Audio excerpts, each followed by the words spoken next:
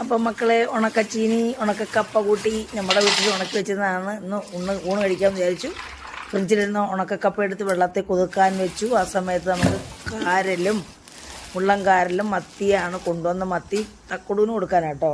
അപ്പോൾ അവിടെ നിന്ന് കരയുന്നുണ്ട്.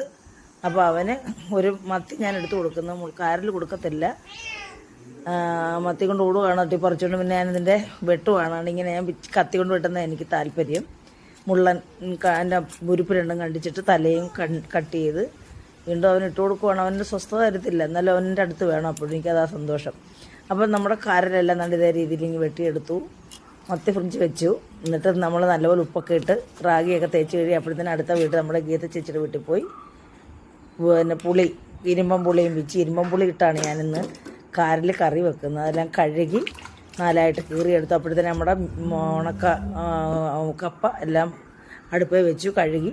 പിന്നെ അപ്പോഴത്തേനും അരപ്പ് മീനിന് കുറച്ച് 5-6 ചെറിയ ഉള്ളി, തേങ്ങ, അരമുറി തേങ്ങ, 2 സ്പൂൺ മുളക് പൊടി, 1/2 സ്പൂൺ മല്ലിപ്പൊടി, 1/4 സ്പൂൺ മഞ്ഞൾപ്പൊടി, എല്ലാം കൂടെ നന്നായിട്ട് മീൻ അരയ്ക്കുന്ന പോലെ അരച്ച് ആവശ്യത്തിന് വെള്ളം ഒഴിച്ച് വെച്ചതിന് ശേഷം നമ്മൾ കാന്താരിമുളക് ഇട്ടിട്ടുണ്ട്. കാന്താരിമുളകും പച്ചമുളകും ഇട്ട് ഒന്ന് തിളച്ച് കഴിയുമ്പോൾ കാരലിന് വേവ് കുറവാണല്ലോ. ഇങ്ങനെ തിളച്ചു. അപ്പോൾ കാരൽ വിട്ടു, നമ്മുടെ ഇരുമ്പപ്പുളി ഇട്ട് കൊടുത്തു.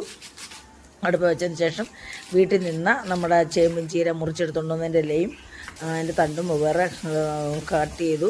അപ്പോഴത്തേനും നമ്മൾ ക്യാമറ ഓഫായിപ്പോയി. അടുപ്പ് വെക്കാൻ നേരത്ത് അങ്ങനെ ചീരയുടെ തണ്ട് ആദ്യം ഇട്ട് വേവിച്ചതിന് ശേഷം പിന്നെ അരപ്പും ഇലയും ഇട്ട് കൂട്ടി ഇളക്കി അടപ്പേ വെച്ചു, അടച്ചു വെച്ചു. തീരൻ ശരിയായി. നമ്മുടെ മീനും ഇവിടെ കുറുകിയ ചാറുകൂടി ശരിയായി. നമ്മുടെ കപ്പയും വെന്തു. അതിന് തേങ്ങയും പച്ചമുളകും വെളുത്തുള്ളിയും ജീരവും എല്ലാം കൂടെ ചതച്ച് ഇട്ട് ഉപ്പും ചേർത്ത് അങ്ങനെ ചോറ് റെഡിയായി. അപ്പം നമ്മുടെ ഉച്ചയൂണിവിടെ റെഡി.